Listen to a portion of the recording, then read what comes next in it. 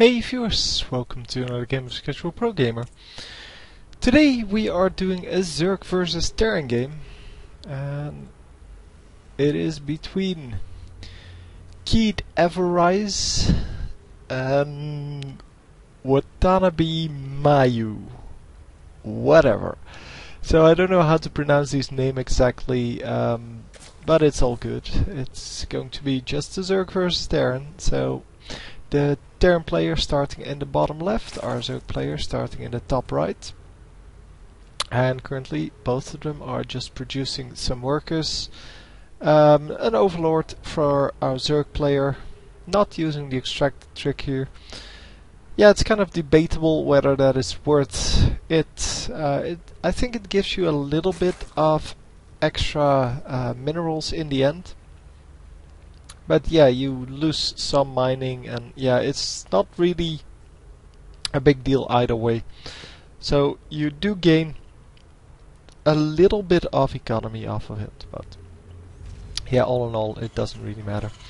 So we see barracks are going down here, and our Zerg player scouting in the wrong direction. Well, cannot actually scout in the correct direction with his first overlord, because you're never going to send that cross map unless you know your opponent is actually there.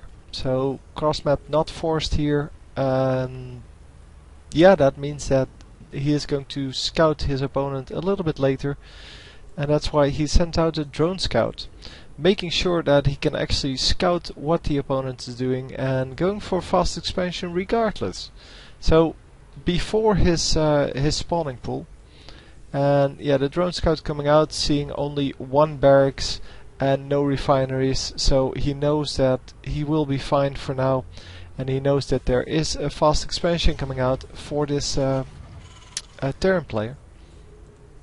Terran player who's training a marine to get rid of this drone and to make sure that his command center can land when he wants it to, because obviously a Terran is not, well, afraid of getting blocked when expanding. Zerg player has a lot more problems with that, because they fast expand, and if people start building something in their, well, in their new base, then they cannot create this hatchery, which is actually something that a lot of players will do, especially the Protoss players. They will build a pylon there, and yeah, since they only need to click it once and then it will gain all of its HP and shields automatically, so you don't have to keep your worker there like the Terran does. It is kind of a really easy way to block that. So going for a bunker here just to scare the Zerg player, but the Zerg player knows that there's only one barracks out, or there was only one barracks out, so he's probably not too afraid, and indeed his Zerglings are going to clean that up. And yeah, I'm not sure if the SCV is actually going to survive this. It seems that he is kind of... no, he's not going to survive this. It is, yeah, it is going to be a long chase, but still. So this bunker will be cancelled in time. It gives a little bit of vision, I guess, to the Terran player, but it's not... yeah, it's not a big deal. He loses 25 minerals total on that, and all in all, it kept the Zerglings busy for a little bit. Yeah, it's not really a big deal either way. Yeah, the best case scenario there would be that the Zerg player didn't have any Zerglings out yet and would have sent like 4 drones to attack that bunker, and then it would have been worth it. Now it is kind of, well, I mean, he kept one drone off of mining minerals, so the Zerg player lost some minerals.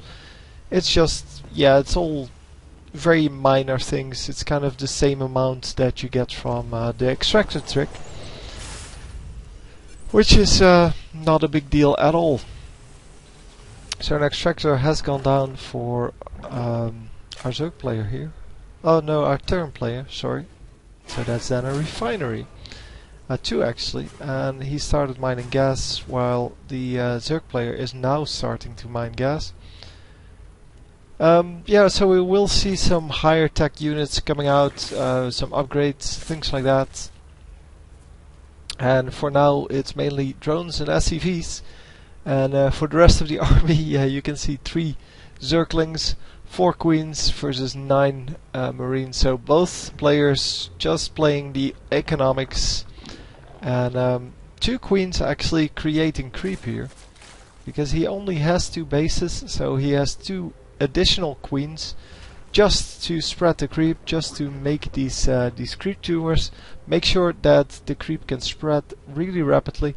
If you build multiple creep tumors next to each other, so in the same region, the creep will actually spread faster, and that's what we are going to see here. So he is going to get very rapid creep spread, as you can see, and by the time that he builds these new ones, he will be halfway across the map, because, or he will reach, yeah, with the next one he will reach this this watchtower, and then one more will actually reach the halfway point of the map. And if he keeps doing that, he will be able to utilize that creep. Well, the advantages it gives across the whole map, it gives you nice extra movement speed on most of the units, I think. I'm not sure if it's all of the units, well, all of the ground units then. And I think it doesn't provide anything else. No, I think, well, in Warcraft 3 they had I forgot, the undead, I think they're called. They have kind of creep as well. And they get health regeneration on the creep. So I kind of, I think this is the in StarCraft you only get the movement speed increase. Yeah, in Warcraft 3 you get some other things as well.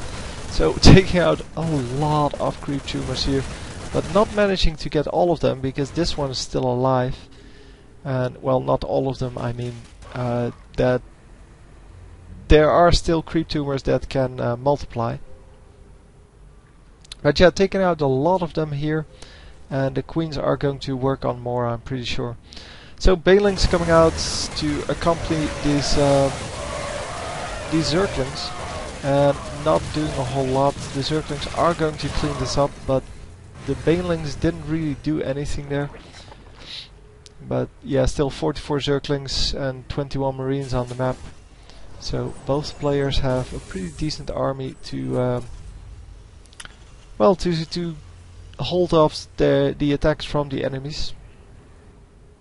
The Zerg player now able to grab a little bit of map control here. Going to scout around for additional bases, seeing there's no base here. And next there is no base here. So he's pretty happy because he is expanding a second time, making it 3 bases versus 2. And well, all of the bases are still mining, so yeah, the Terran player is not that worried for now. We are going to see some scouting going on, and I'm sure the Terran player will do the same thing. He will keep an eye on what is actually on the map. And there we go. Taking out the few Zerglings, grabbing the watchtower, and now going to move forward. Going to try to keep an eye on the amount of creep that's on the map. Trying to take it down, maybe even building some detection for that. But yeah, not right now. I mean, a little bit later in the game when he actually builds a tech lab on one of his starports. Because for now he is probably building some more of these medevacts. Well, not so much actually. It's all good. He's just upgrading and building some extra buildings. Getting an orbital command out here. Scanning for more of these tumors. And going to actually take all of that out. And going to try to take down this base, which is completely undefended. The army is coming up now. And the infestors going to plop down some fungal growth. Which means that, well, the Marines get taken down, the hatchery is still pretty much alive, well, completely alive actually. All of these drones are alive. I don't know if any drones died. Well, yes, 11 drones died so far, so yeah, doing a good job all in all. And the creep tumors are spreading now. They are just going to continue on spreading. Probably going to do this one as well, and then meeting them. Yeah, there we go. Meeting with the two strands of creep in the middle here. Not sure where the queens are, whether he actually is putting down more creep tumors.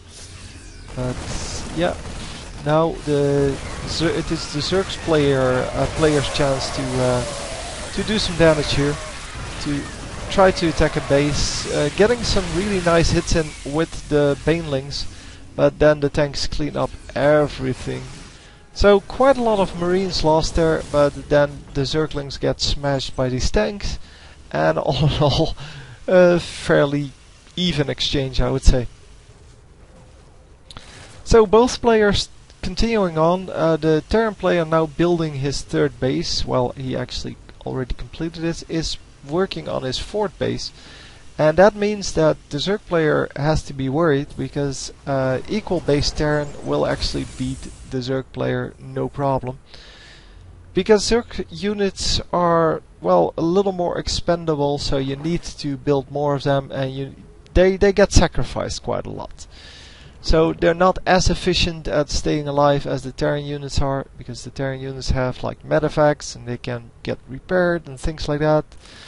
And all in all, they're just a little more cost effective. And well, that's why the Zerg player has to expand more, has to mine more, and has to get more drones in the meantime than the SCVs. So yeah, in the production tab we see that Ultralists are coming, and well, the reaction to that is well, a few tanks. So the tank here spotting this, and actually, yeah, he cannot actually reach all of that. No, they can actually only reach this bottom part. So this part, and not the actual destructible debris. But the Zerg player doesn't want to risk that anyway. And he is going to probably walk around this. Not a whole lot of vision, except for the creep.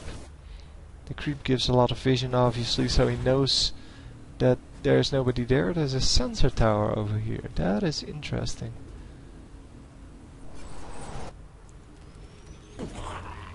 Yeah. Anyhow, the Terran player over here with his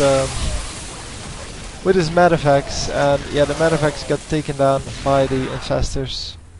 And there we go.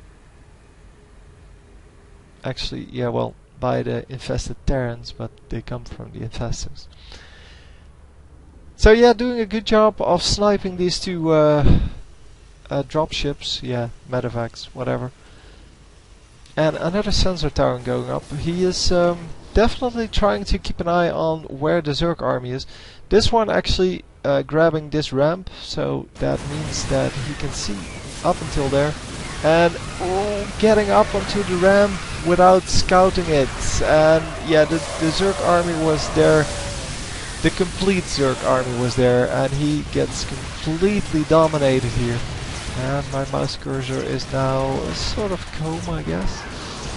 I don't know if you can actually see this in the video, but yeah, it does all kinds of crazy things.